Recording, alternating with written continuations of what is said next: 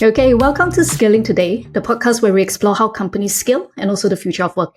So I'm your host, Yuying Deng, and today with me, I have our guest, Mohan Belani. He is the CEO and co-founder of E27 and also a partner at Orvel Ventures as well. So full disclosure, Orvel Ventures is actually an investor in my company, Asavel, right? So I've known Mohan for a few years by now, and I've always admired his very deep understanding and very extensive network within the startup ecosystem here, and the practical approach that he brings to everything he does, whether it's building E27 or leading Orvel Ventures. So a bit about E27. E27 is a leading startup and tech ecosystem platform here in Southeast Asia. So I feel that, Mohan is really someone who knows how to navigate the challenges of entrepreneurship while also keeping things very grounded and results oriented as well. So I'm really excited to have him here today. He has grown E27 into a very well-known, respected platform that is not just self-sustaining, but also growing rapidly as well. So I believe that there's a lot that we can learn from his journey. Welcome to the show, Mohan. Would you like to say a few words to our audience? Thank you, Yuying. And firstly, it's very nice to be on the show. And secondly, it's a real privilege, right, to be able to back you, support you, and work with a founder like yourself. I've learned a lot from your experience as well, building the company and your previous experiences. So really, it's a privilege for us to be able to work with you. I've had the wonderful opportunity to be part of the tech ecosystem in Southeast Asia for well over a decade now. And as I travel around the region and as we've scaled the company as well, right? It's very interesting to see how all the different regional ecosystems have evolved. How the founders tackle problems in unique ways depending on the market they're in, and that has of course led to kind of really interesting regional insights that have helped me grow E27 today. That's actually interesting to dig into a bit further, right? All the different regional startup ecosystems that there is.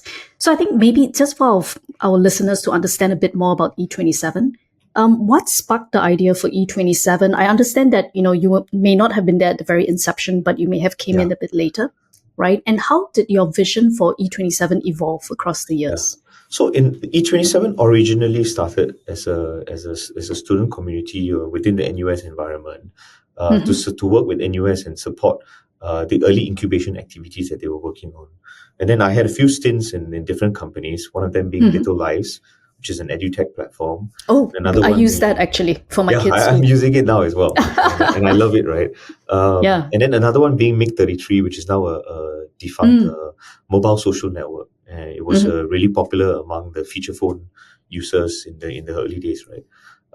And then in late 2011, early 2012, as I sat down with my now co-founder, we figured that if you just look at Southeast Asia, it is riddled with problems, aka opportunities, right, for founders. So can we build a platform that helps democratize access to capital, to information, to talent, and to customers, right? Because not every founder has that, that fair or equivalent chance to be successful. Maybe if they didn't go to the right Ivy League school or they were not in the right market. So could we democratize access, and could we build a regional platform to help founders be more successful and reduce the risk of failure, right? So that we can support the growth of sustainable tech companies in the region. So just to reiterate, right, was E27 meant to be a regional kind of platform from the very start, or was it meant to be like Singapore specific? Yeah, it was always regional because starting from Singapore, we are always thought to be regional mindset, right? You can't just build a business on a company based on the Singapore home base. Yeah. So I think being that innate Singaporean forced us to be regional from a mindset standpoint. But the way we regionalize, the way we worked with regional partners really evolved and scaled over time. It was not entirely driven by us, but it was actually in a large way driven by the community that we work with. So we were quite fortunate that a lot of our regional expansion efforts were actually community and partner driven, not entirely E27 driven. Okay, I see. And would some of those communities also be a government kind of like focused community as well?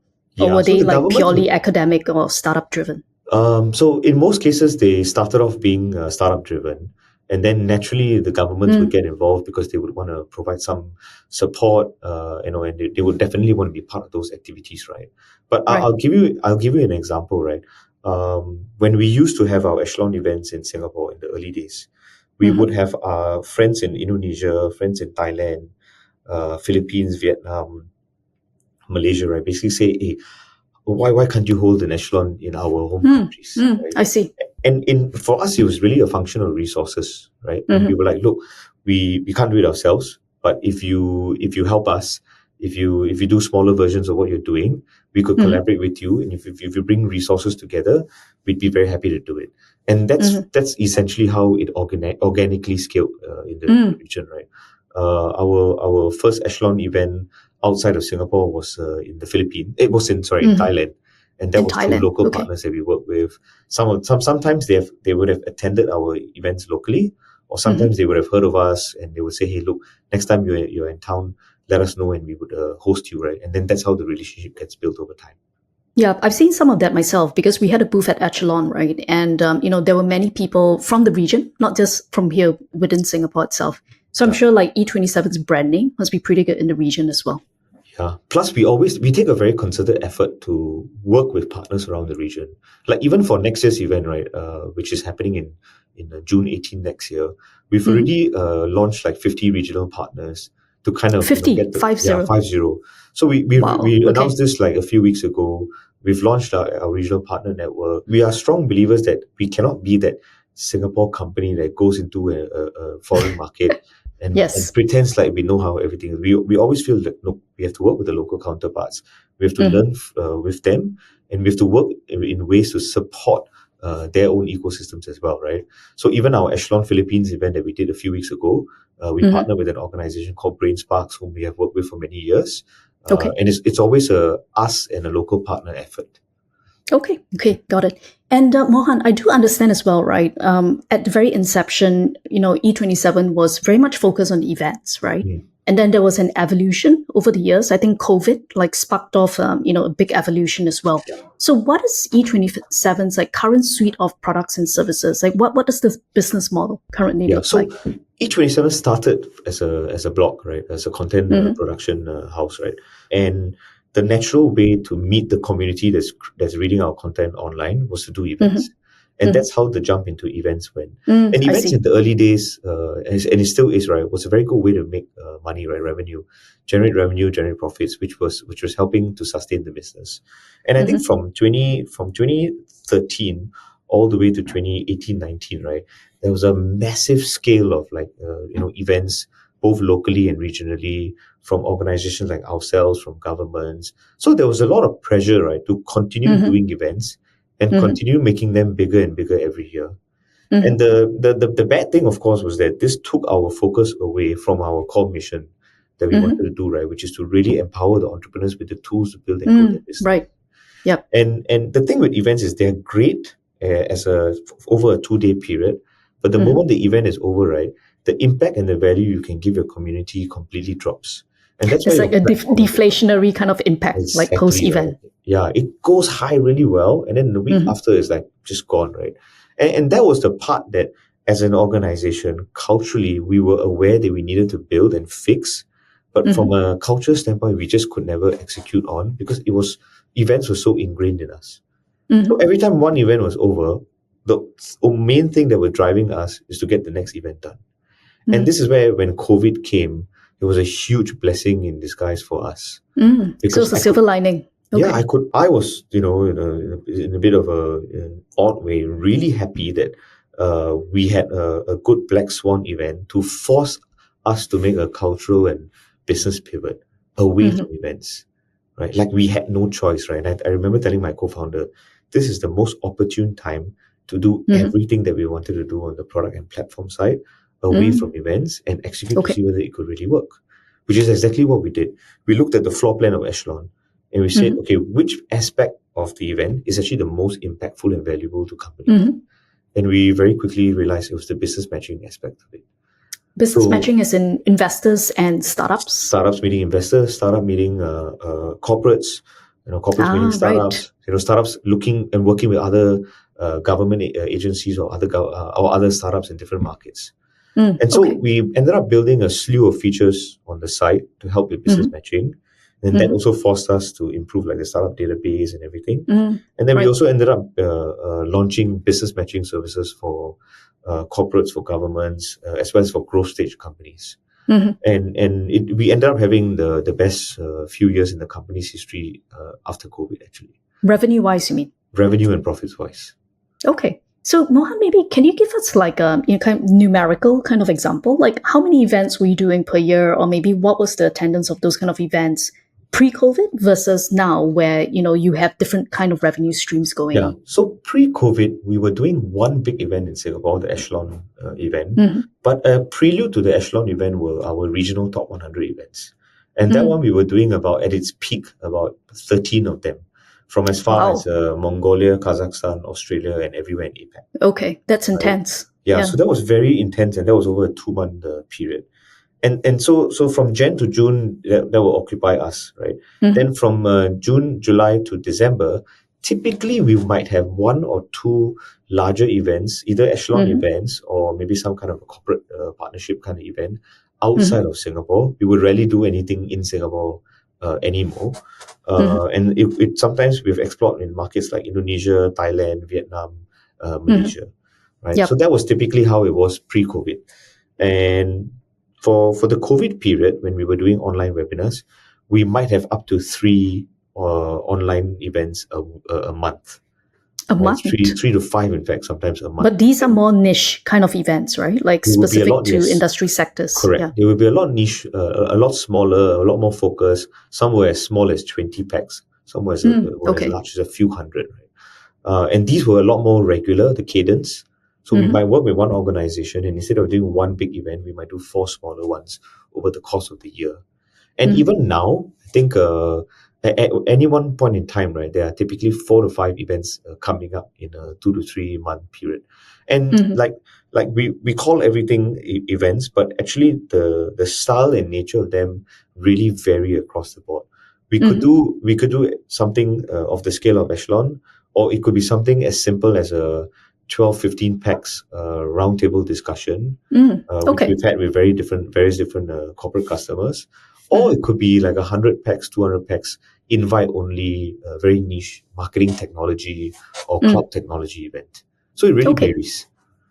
So as a percentage of your revenue, like has events now reduced, right? And the rest of your revenue is made up for by these kind of like matchmaking services that you have. Yeah, so there are 4 primary subsets to our revenue, right? First is media, so everything from content marketing to advertising. Second is our own events, which is in this case Echelon, right? Yep. Whether is it Singapore or Philippines. And then the third one is our Innovate team, which runs bespoke activities. And the last one is our pro, right? Subscription-based activities. Yes. Between the first 3, they would typically fluctuate because in the COVID era, media was massive, right? The largest chunk. Everyone was online. Yes. Correct. Now I think it's a more or less equal fight between media events and bespoke, because some customers would be very happy sponsoring Echelon, being part of that experience. Some would prefer just attending Echelon but having their own bespoke branded activities, right? And not everybody pre 2023, a lot more expenditure was on the media side, but right now that has definitely tapered down because people want a more physical, face-to-face experience. Okay, I'm definitely seeing that as well. Like there seems to be a trend towards like smaller, more intimate, face-to-face kind of events. Like people are tired, of the large webinars or large impersonal events that they used to have. You're absolutely right. I mean, in fact, just last week we concluded the Meta AI APAC Accelerator program, right? And that as well was a small event, probably about 150 people-ish. And having that on an online, so we had an equivalent accelerator program with Meta for 3 years during the COVID period, and that was regional and fully remote. And I can tell you the experience was worlds apart, right, with the physical one versus the virtual one. I'm sure. I mean, like there's still a lot of things that you cannot replicate, right? Like as compared to face to face, like virtual, it's always a step behind.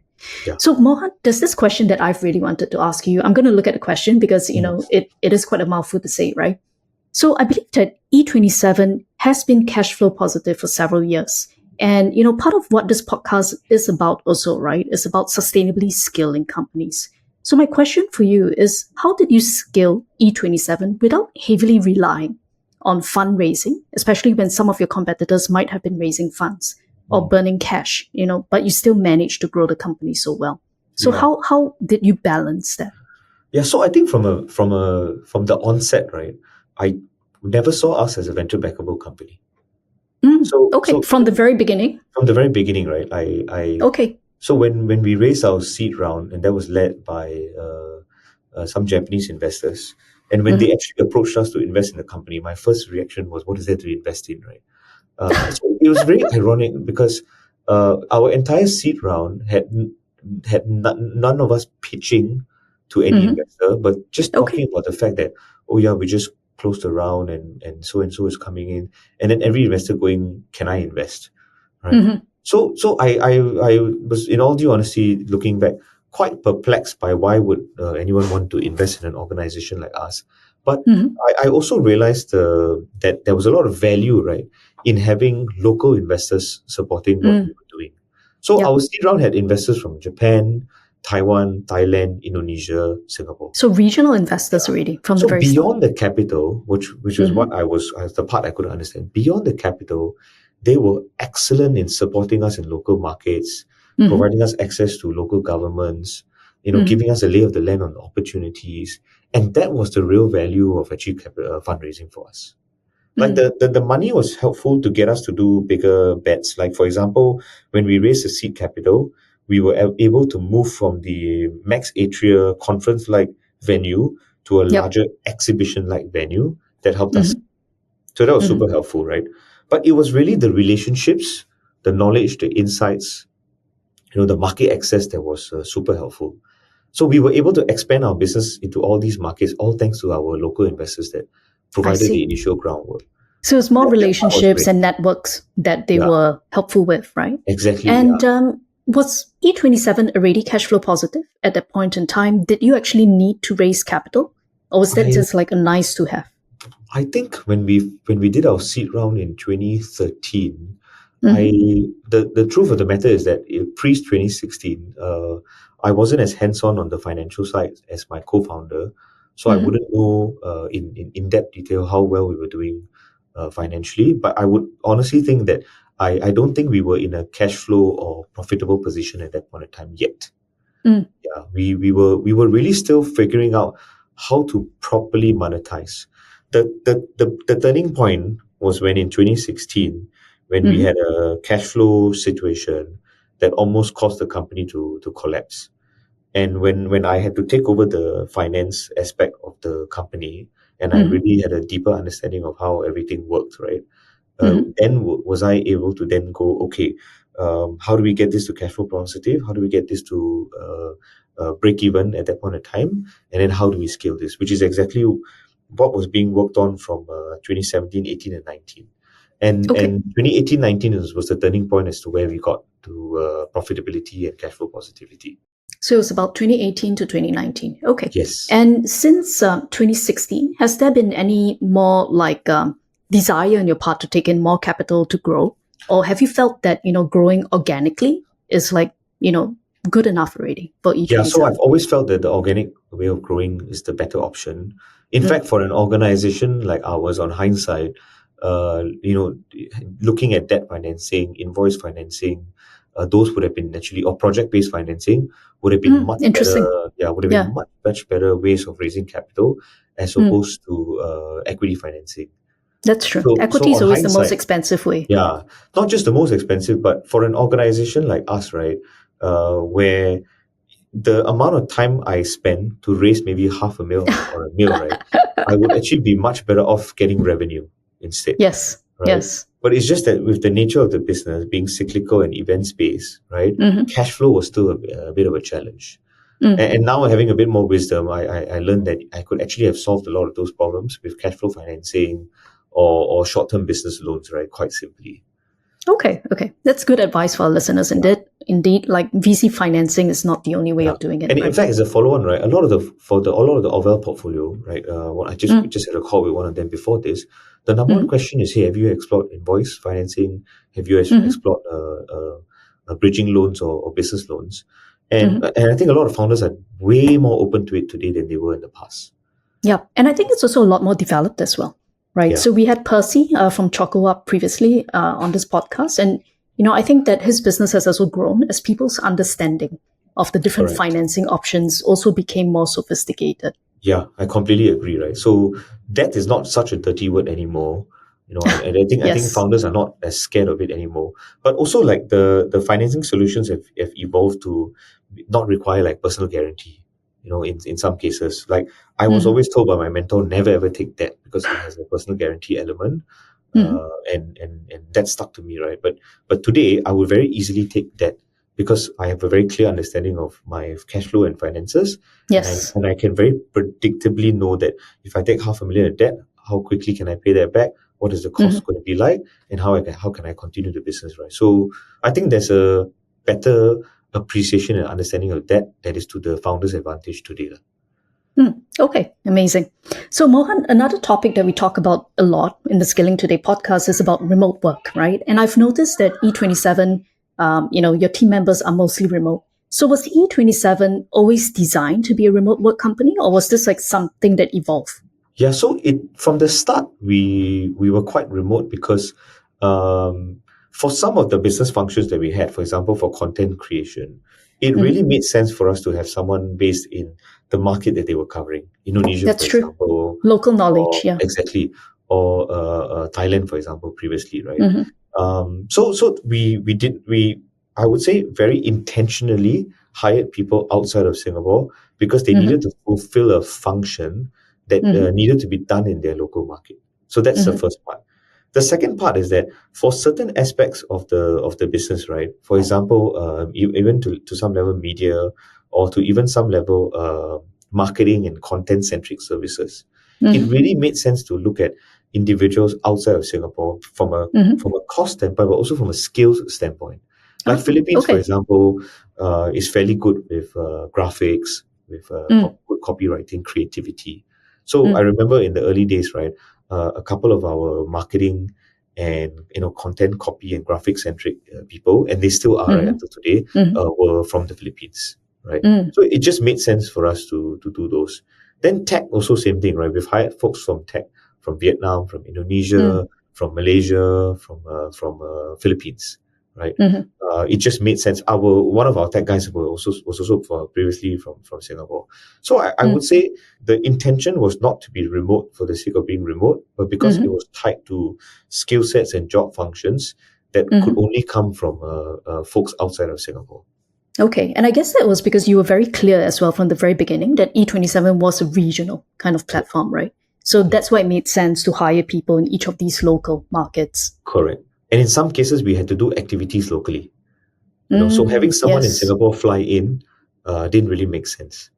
You wouldn't even know where to go. Yes. Yeah. I mean, culturally, you wouldn't know how to really manage things. But you just need someone. Like I remember when we had our Thailand hire, you needed someone who could speak the local language, have the local relationships, and be able to navigate the local issues that a Singaporean-based individual will definitely not be able to figure out.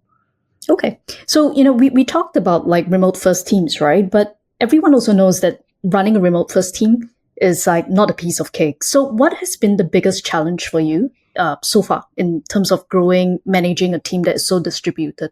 Yeah. So I think COVID really woke us up, right, with respect to how we are actually executing it. And I think pre-COVID, we would really take it for granted how we were managing these processes. I think the first thing is that the internet infrastructure, which is completely out of our control, right, regionally, right, was something that was really holding back the quality of discussions within our team. COVID definitely helped, but I recall pre-COVID trying to have a Google Meet call or even a Skype call right back then, right, with some of our teams was challenging. So I think that was the first part, right, like overcoming internet infrastructure.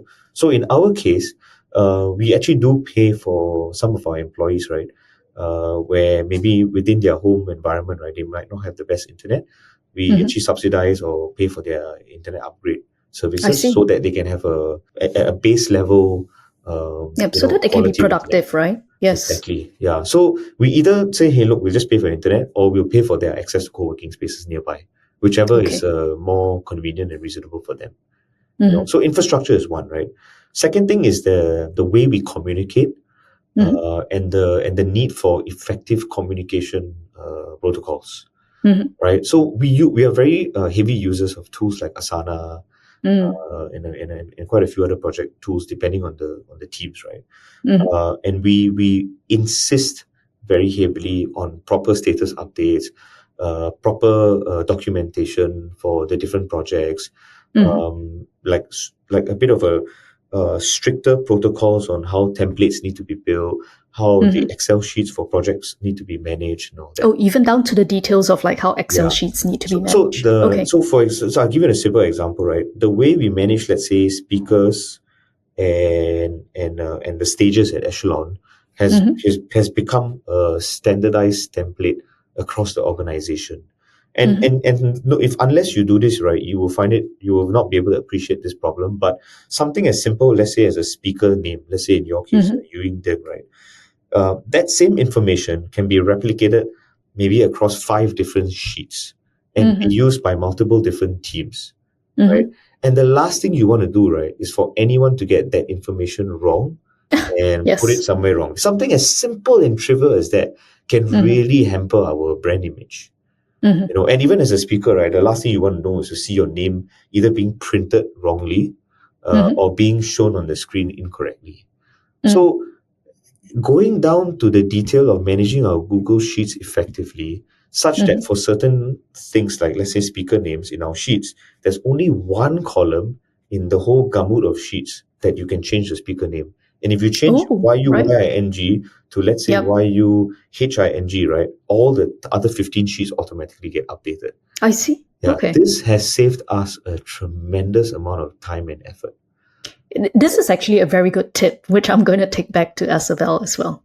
Yeah, so we go down to the detail of like, okay, what are key critical information that needs to be managed by multiple teams across multiple platforms, right? How do we ensure that for critical information, there's only one sole column where the information gets updated? So it's like one source of truth. Exactly. And if anybody, and then of course, even in Google Sheets, right, you can do access controls by column and cell level, making sure those are set up properly so that no Tom, Dick, and Harry can come in and update things.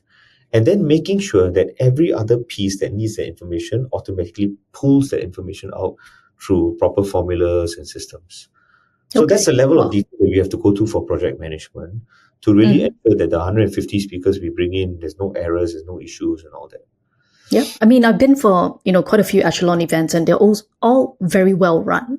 It's, I wouldn't say clockwork because that probably, underestimates the effort that you're put in.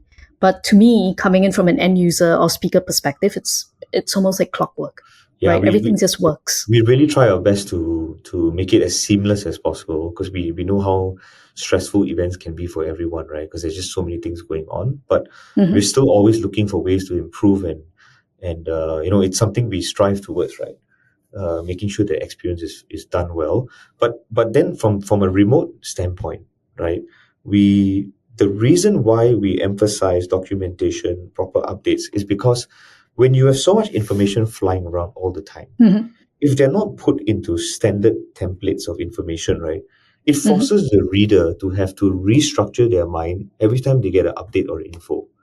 So consistency matters. So if let's say you have an OKR goal and that OKR goal has a status update, and if that status update is templatized week on week, right, it really reduces the mental burden to work on the goal and update it, but to also consume the goal, read the information in there, and use it to your knowledge for other efforts in the company. Yeah. So talking about OKRs, previously we were talking about sugar OKRs, right? Yes. So for me personally within SFL, I found having OKR goals very helpful, especially for remote teams, because everyone then knows what they're supposed to work towards, and everyone knows how they're going to be measured against that goal as well. So is it similar as well for E27? Yes, we've been using OKRs.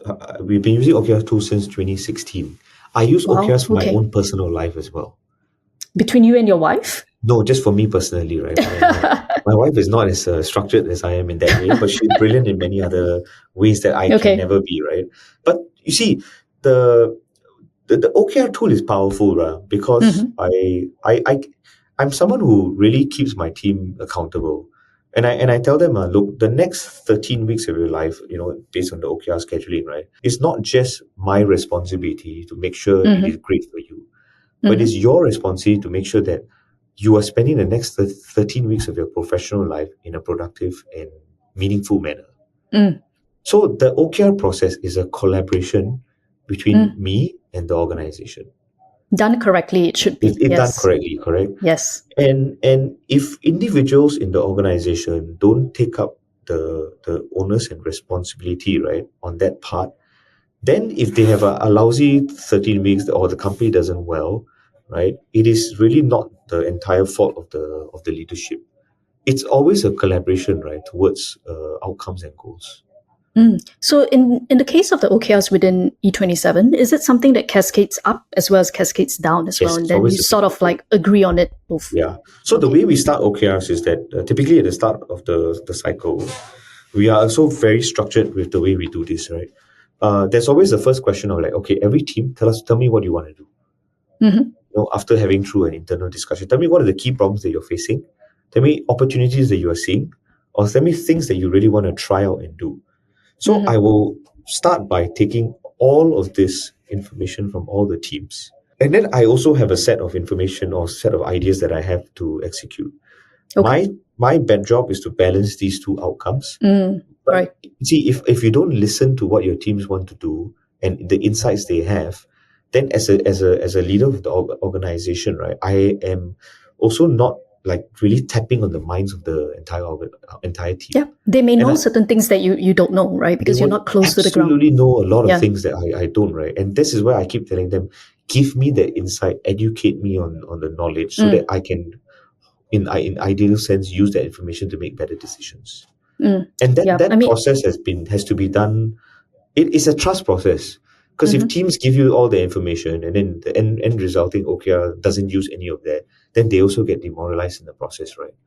So sometimes leaders just need to trust individuals to try things out. And if they work out, great, everybody wins. If they don't work out, right, at least teams have had the ability over the 13-week period to try things. And one of our core values, right, has got to do with change, right? If it's not working, change it. And the learning that in the middle of the OKR cycle itself, so they're allowed to do that. This is what I've learned. Okay. The drawback of the OKR is that when people set OKRs at the start of the quarter, they will spend the next 13 weeks trying to execute it. Here's the thing: typically by week 3 or 4, you will have a rough sensing whether something can be done or cannot, or something makes sense to be done or can. I'll give you a simple example of our real world OKR that we planned for Q3 this year. Which was to secure, or at least try to secure 10 tier 1 speakers for Echelon next year. It made a lot of sense that we were planning like, hey guys, we've got to start this process early. Let's scour the globe, find 10 guys, blah, blah, blah. But by the time that we started the process and reaching out, by week 3, week 4, we just realized it's just too early. Nobody in their right state of mind they wouldn't know their schedule next year. Yes. Is going to commit to something in June next year. And in a situation like that, right, and that's where Sugar has this great back burner feature, right? Throw it in the back burner or change it. And that's perfectly okay. But here's the thing, right? It's you have to do it in a cautious manner, because if done improperly, right, what people will do is they might abuse it and go, throw everything in there. Yes. I don't want to do it, or it's going to look bad on my result. I just back burner. No, you cannot do that. So we have a process for this. Typically, right, by week 3, we will when we have our L10 meetings on Monday, we'll ask everybody, say, okay, any potential back burner situations, okay, we'll discuss it, right? It has to be an agreement within the whole team that yes, this doesn't make sense. Yes, we back burner it. It's not an individual team that says no, because some objectives or some key KRs could affect other team members as well. Yes, that's true. A lot of things are actually interlinked. Yeah, so it has to be a consensus among everyone that, this doesn't make sense to do. Sometimes we will argue about it and say, okay, let's try different approaches. And if they don't work within a week or two, and then we might scrap it. This probably happens for less than 10% of the OKRs, to be honest. Well, I mean, but that means that you have had a lot of experience in actually designing good OKRs, right? Yes. We're still in the course of getting there. So definitely our percentage is higher than yours. But yeah, this is very useful information, actually. It's a passion project for me to advise companies on how to better structure OKRs and how to plan them, how to think through them, how to structure them, and the process to follow to keep the organization accountable to them. And Sugar OKR has made it a breeze, right, to manage the whole process. It has. Yeah, as you can see, right, I'm fervently passionate about tools that really help the organization's function, right? And I can spend hours just running through the gamut of tools I work with to really help an organization be as effective as possible. Okay, maybe we can design like a specific session just on OKRs, because I'll be interested to learn as well. Yeah, I'm very happy to share them. Okay. So Mohan, like on another thing, maybe more on the people side, right? So how do you keep the company culture strong, like in a distributed team? Do you have any practices that can keep people connected and aligned? Because your people may only see each other once or twice per year, or maybe not even at all. Yeah, that's a good question and a very difficult one to execute, right? I think so. So for me, right, the vision, core values are the starting point, and they cannot be fluffy BS that looks nice on paper but is not possible to execute, right? So for us, we've kept our vision mission fairly consistent. Our core values have had some tweaks over the last few years. We replaced one or two core values because we feel that there are certain ones that are a bit more important, right? So in the last few months, we've introduced a core value saying just be accountable, right? And I explain what accountability means to the organization. And so the first thing is that during our town halls, we just had ours yesterday. I make it an effort to spend a good amount of time at the start of the town hall to really run through again our vision, mission, and core value to re-emphasize why it is important. I explained to the team, culture really is about the way we do things. It's like rowing a boat, right? Everybody can be rowing the boat really hard, but if you're not rowing it in the way everyone else is rowing it, you're not going to move forward as efficiently as possible. Yeah, in the same direction as well. Exactly, right? So that's the first aspect of culture, is in making people realize there are things that we want to do in a certain way, and good culture is making sure all of us are following that direction well. So that's part one.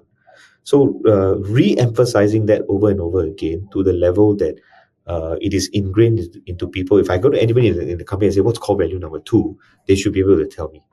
Okay, pop quiz. Right? Yes. Yeah, so that kind of thing to me is important, right? That's part one. This is a very army thing, to be very honest.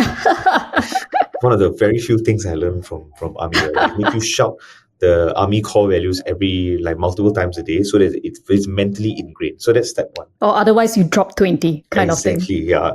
So the first part is from a memory ingrained standpoint. The second part is from an execution standpoint. Okay? So we make it a cultural habit to recognize people that have demonstrated core values. So we use a tool called PraisePal. I'm not sure if you've heard of them. And PraisePal is a tool that integrates with Slack that allows you to give points to employees, to your different team members. So maybe you did a really good job with the podcast today. I might give you 100 points. And then the organization can set the points in a way whereby they can be exchanged for vouchers. And the good news is that all of these vouchers are actually regional. So whether you're in Philippines or Indonesia, you still get value from it. Now, all of these recognitions are tied to core values. So we ingrain them. I ingrain the system in such a way, right, that I want people to bring out the core value that was demonstrated for the reward. So if let's say teams work well, and if I reward you for doing that, I'll put out the teamwork makes the dream work core value. So we force everyone, right, to link back the positive behaviors in the organization back to the core values. That's actually a very very scalable way of doing core values. Right. So then I make it organic to the whole organization, right? The third thing is that with the management layer, right, on some level you have to beat it into them, but core values have to be the founder first has to reference the core values over and over again in as many settings as possible, right? And then that has to be done on the management level. And then once the manager is bought into the concept, right, the manager has to follow the same activity to bring the core value down another level. And I distinctly remember some of our old colleagues, that will occasionally write messages on Slack and then hashtag the core value in.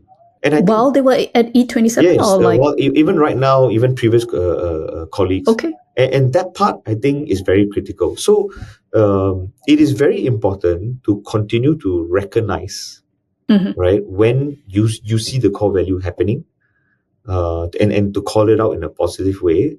It is also important to, when it is not happening, right? Our second core value is don't ask for permission, ask for forgiveness, right? Which is a fairly common core value in a lot of companies.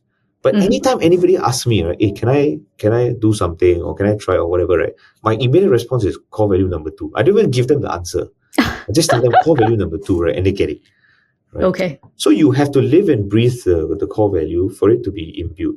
Now, this process takes some time and effort, of course. And at some point, it will reach an equilibrium, right? But then over time, right, good culture is about making this a consistent process. It's about keeping people accountable, making this a consistent process, repeating this over and over again, and setting up a framework, right, that allows people to reference it easily. Okay. Back in the day, right, there used to be a card that we used to give everyone. I used to carry it in my pocket. Right. And to me, right, it would have been the standard reference, right? Every time you get lost in the organization, look at the card and see whether what you're doing fits the vision, mission, and core value or not. Mohan, is this a literal physical card? Are you talking about like in E27, like in the early days, your printed card? Wow. Okay.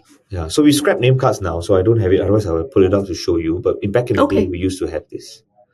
Okay, interesting. Yeah. So you have your core values printed on a little card to reference. So some founders have told me I'm a bit cultish or a bit crazy in that sense, right? But you see, to me, it's like if you don't very actively try to imbue behaviors or activities into someone, it's really never going to work. You cannot assume that it will subtly or organically happen, right? More so in a remote team. Yeah, I would say especially in a remote team. Right, because you may never even have met that person, like when you hired them. And I have not met quite a few of my colleagues still. Okay. But for every colleague every employee in the company, onboarding, right, there's a 1 hour vision, mission, core value, and culture conversation. With you personally, or yes, part of onboarding. Yeah, they would have already known it because I would have spoken about it during the interview. But part of onboarding is to have that entire conversation, 1-on-1. To make it very, very clear to them. I always tell people, right, you can be not so good at your job, you can make mistakes, but if you don't follow our culture and our core value, that's where you will be immediately fired. You need to be the culture of the company, the core value of the company, right, are the two things you need to embrace 100%, or it will just not work out for you. Okay. Yeah, it sounds like we can have another session about core values in addition to the one about OKRs as well. Yeah. Okay, Mohan, so I have a question for you, I guess more from your perspective as a partner of Orvel Ventures, right? So as a partner of Orvel Ventures, and also with, I would say, the kind of like funding freeze or downturn that has been happening in the past 2 years, have you seen the behavior of venture-backed companies change? Meaning that, is there a greater emphasis for venture-backed companies to be pursuing more sustainable kind of growth and real customer needs rather than, growing at all costs? Yeah, absolutely. So, Jeremy and I had a nice walk at the Botanic Gardens. Jeremy Au, you mean? Yeah, Jeremy Au. Had a nice walk at the Botanic Gardens yesterday discussing this. I had another conversation with the founder today. Look, it's by now, right? If you're a founder who's not thinking of sustainable growth, you either have a very different kind of company. So there are still some founders that are not monetizing. So if you're in, let's say, the developer tool space, right, the Figma kind of companies, if you are in a very deep tech company that still requires a lot more R&D, I can still understand the need to raise a lot of capital, not monetize, and completely not have the sustainable financing route. Perfectly makes sense. So some use cases that works. In most use cases, it probably doesn't, and you probably shouldn't, because it doesn't make good financial sense, right? I think what founders are realizing a few parts, right? One is that with a lot of the AI tools, you can very significantly reduce the that is very true human needs, right? I think, yes, your a lot of the headcount YC costs. partners keep talking about this on LinkedIn, right? Such that you are cash flow positive and profitable, right? So that's the first part. Second thing is that the growth at all cost model is just not sustainable. I don't think it was ever sustainable. I think the world kind of lost its way for a while, but it's really not sustainable in a market like Southeast Asia. So you want to make sure that when you scale, right, you're doing it in a manner that doesn't require you to be indebted to the VCs and at their feet when you need capital. You want to do it in a manner that is really scalable, because the hockey stick model, I don't think, is as favorable anymore as opposed to the linear growth model, right? So a lot more founders want that linear growth model as well, because they feel that it doesn't force them to have to go back and keep fundraising, which is a very painful experience for a lot of them. The last thing is also this, right? A lot more founders, right, are starting to not look at Southeast Asia as a market, start to explore markets in the US and Europe. And I'm actually that's one part I'm really surprised by. Because I typically, if any founder came to me and said they wanted to focus on the US, right, I would be quite surprised, considering that there's a market over here. But the US and the European side of things, there are much better average contract values. The deals that get signed are typically longer, right?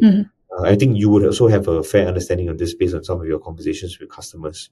Yes, and we also do have US customers as well. With a Southeast Asia cost base, but a US customer base, economically it makes things a lot better as well. So the need for VC capital might not be that stronger. And then lastly is also founders just getting better with cash flow management and better with financing. So we've spoken. I know of founders in the past that just never bothered with receivables. They never took in the effort to go chase. They only looked at their projected revenue, correct, like in 2-3 months time. Yes. And I literally was telling with my team yesterday, you can have $1 billion in revenue and zero cash flow. But you could have $1 billion. That is very true. Yeah, yes. you could also have zero revenue and $1 billion in cash flow, right? So like cash flow as a metric has become something critical today. It's so funny that we're talking about it this way, right? Like as though it was never important, but it was always important. And that's a metric now that I think is way more critical today than it was before. So founders have also started to get smarter, where they would negotiate payment terms better. We do the same thing, right? In the past, you might say 100% payment in 30 days or 60 days. Now it's 50% upfront payment, 50% at a later date. Yes, makes things like so much easier. Yeah, yes. So I think once founders learn or actually realize that, hey, there are tricks like that they can do, the need then for VC capital becomes a lot lower, right? And I think the VC capital aspect, right, really becomes much more of a strategic thing, because they really only want to do it when they really need a massive amount of cash inflection, or they really need to price their rounds properly for maybe safe no conversions or certain major milestones. Right? In most cases, they don't even need to do that. Bridge financings and all that, previously it was all driven by VC. I think now a lot of them have started to get smarter. Yep. And we also spoke about invoice financing, debt financing. Yep. So a lot of these new instruments are opening up, becoming a bit more accessible to people as well, right? And Mohan, do you think that this will continue, or is this a phenomena that we're only going to see in this 1-2 years because interest rates are still high? That's a really good question, Ursula. So yeah, I mean, in 3-4 years' time, do you think it's going to go back to where it was in 2021? I don't think it will ever go back to the heydays. I think from a culture standpoint, many more individuals would rather have maybe $5 million revenue companies that are very nicely net profitable, rather than aim to have $50 or $100 million companies that are still burning cash. So I think there's a cultural mindset shift, right? That is happening among investors as well as founders. Founders, mostly founders, but definitely not the investor side, right? So these are on the founder side. Second thing is this, right? Typically, when a company hits a certain tipping point in terms of revenue or even valuation, right? M&A becomes increasingly difficult to do, and rare, of course. So founders are also realizing, right, that there's not much point in trying to get to the $100 million valuation mark when you're better off building maybe a $30, $40, $50 million company and selling it. So this especially here in Southeast Asia, I would say, because the M&A opportunities here are very different. Yeah. Correct. Right. So based on that, right, then do they really need to raise VC capital? Would VC capital even want to back them? And I think that's the shift that's going to happen, right? And thirdly, I think if you look at markets like IDX, the first wave of IDX listed companies did not have the best fundamentals and were really heavily driven by hype and massive VC rounds, right? Fast growth and all that. I think the next wave of IDX companies are going to be driven by financially sustainable businesses that have a $100-200 million market cap. Way more sustainable, right? So I think the opportunity for Southeast Asia, right, is for us to have smaller market cap centric exchanges that can better support profitable companies that have got stronger dividend plays than your US based growth equity kind of concepts. Yep. And I think that's the big difference here, right? If you can list a profitable $100 million company and then build it in a sustainable manner and consistently give out dividends, that could be a much better appeal than investing in a company and hoping it becomes a unicorn. Right. So I would say that, the converse of that is probably then true as well, because then, the VCs here also then have to realize the exit potential of the startups in the ecosystem here. So there might be some adjustments both ways, right? In terms of how founders are thinking about building their companies and how investors are thinking about exit potentials. Yeah, I mean, in a way, that's a lot of, like how Orvel started, right? Like when we first started the fund, there were three parts to it, right? One is that the way VCs support founders felt like it needed a real change, right? Because of the power law model, the typical VC model is invest in 2018, die to become unicorns, right? And most founders are stuck in that 18 category, and then they lose the support with VCs quite early on, right? So Orvel was founded to change that and treat every founder, fairly and equally, and support them in a sustainable growth model, right? A large number of our own portfolio companies have typically gotten rejected by the well-known VCs in the space, and the main excuse has been because they can't get to the unicorn level. But it's fine because they'll get to very good $50-100 million valuation companies that are nicely profitable, right? And then the second part is really the DPI and exit scenario.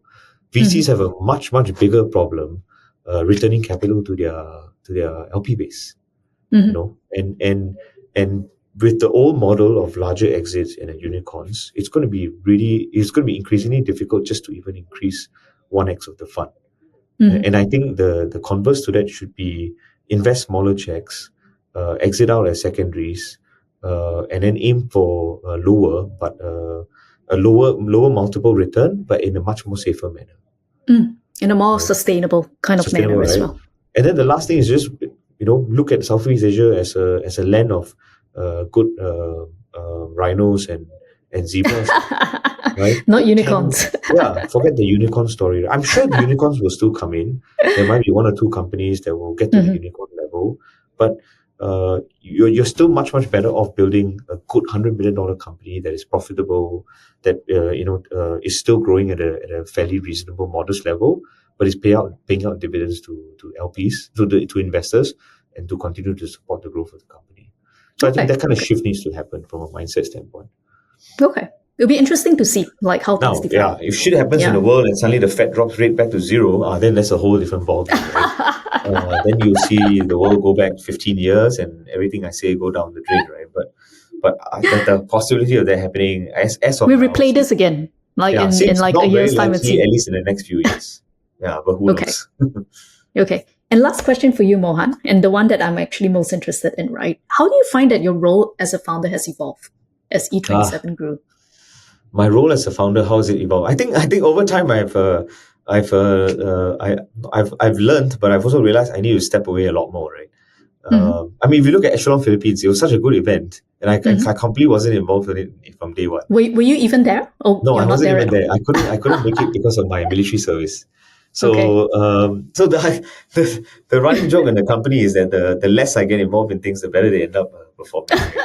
But I think on some level, it's really giving the teams the trust, the freedom, and the flexibility to do things in their own way, right? So actually that mindset for me is not new. I remember in 2013, right? I told the team, I said, and this was for the Singapore echelon, I said, pretend if I'm not around or I'm not coming for the event, right? Treat me that way, and then let's see what happens. And I think so on some level, over time, empowering the teams and letting them do their own thing can be, with some decent guardrails, can be effective, right? That's one. Second thing is, I think from a day-to-day work standpoint, right? It's really being the external liaison, the external champion, and the external face of the company. I think this is something I'm trying to also figure out how to do better, because I'm generally a bit more private and I don't like to put myself out there too much. But just figuring out how to be that external ambassador for the organization, and put yourself in environments and situations, right, that help the company move forward is something I think about. That's one of the few things that only a founder can do, right? You can't expect any of your team members to do that. Yeah, and also like the external stakeholders also would only expect a founder to be doing this. I can't send let's say my head of BD or my head of product to do something like that, right? They will not be received the same way I do in that process. But also making sure that you put yourself out in the right areas and spend your time wisely, because it can get a bit distracting to do all these kind of things, right? And then the last thing is also just to open myself up to ideas and opportunities, and continue to unlearn and relearn as much as possible. So like that's interesting. Yeah, so I've been researching like AI agents, right? And I'm just reading a bit about it, understanding how they work, to see could there be opportunities for us to use that internally. You can't expect your team to do that, because they are very busy executing, and you want to make sure that they do a really good job with the execution side. But on my end is to also I try to look for ideas, opportunities, sectors, and trends that are happening, that I can then bring back to my team and convince them to at least give me the light of day, listen to it, and try out ideas with it. I always tell my team, I can come up with every idea out there, and ideas are the easy thing to do. What they really need to do is to be good at testing out these ideas very quickly and rapidly, collecting enough data about them, and then figuring out, hey, is this something we should spend more time and effort on? And I think that's a very important thing, that's a very important dynamic and relationship that the founder and the rest of the team need to have. It shouldn't be that, the boss said this idea, so must do, or it's going to be a right idea. No, it's absolutely not. Here's the idea, go execute, let the data speak for itself. If it doesn't work, move on. So there's openness on your side as well to hear like negative feedback that this thing doesn't work, boss. The part that I want, or like I hope my team would do more, is to follow through on what my idea is and show me the result a lot more, whether is it good or bad. Because I need to see the data from the bad ideas I come up with too, right? So that I have a better grounding and sentiment on how things work. A lot of things are just hypothetical in my head, And looking at the data to say, hey, look, what you suggested is great on paper, but just doesn't work. Is a very good grounding experience. And then that way I can refine my ideas further. Okay, fantastic. And I think that those are, the things that only founders can do, right? I mean, like you can't delegate this to anyone on your team. Yeah. So Mohan, thank you so much today. I have learned so much from you, and I have gotten like 2 additional sessions as well, maybe for you to teach our listeners about OKRs and building company culture. Where can our listeners find you? So I'm fairly active on LinkedIn. Okay. So you can follow me on LinkedIn. Feel free to add me, engage me there. Then on the personal side, I've recently took a social media detox, so I'm not posting actively on Facebook or Instagram anymore. But still on LinkedIn, right? But mostly on LinkedIn, yeah. So if you really need to get in touch with me, LinkedIn will be the one thing. Actually, I mentioned something in today's call that I don't know whether you picked up. I mentioned L10. Do you know about that? So have you heard of the L10? Okay. So if you go Google what L10 is, that could be your third, potentially third or fourth episode for your podcast. And it's fun. It's conceptually it's just a meeting format, right? It's a way meetings should be run, and the L10 format is one that I religiously follow. So there'll be a segue for another conversation. But honestly, I really had a nice time. You do a really good job of keeping things casual and very comfortable. And, thanks so much. So that is so that you can reveal like your deepest kind of management secrets. I'm very appreciative of the fact that you listen through all my views and very patiently. Now we have to write it into a book so that everyone can learn from it as well. Yeah, I'm just very blessed to have many smarter people share all these wisdom with me, and then I just distill them for many more people around. But if you ever want to have a separate conversation on this, I'm very happy to run through all the different tools and frameworks that we use in the company that I've tried over the years.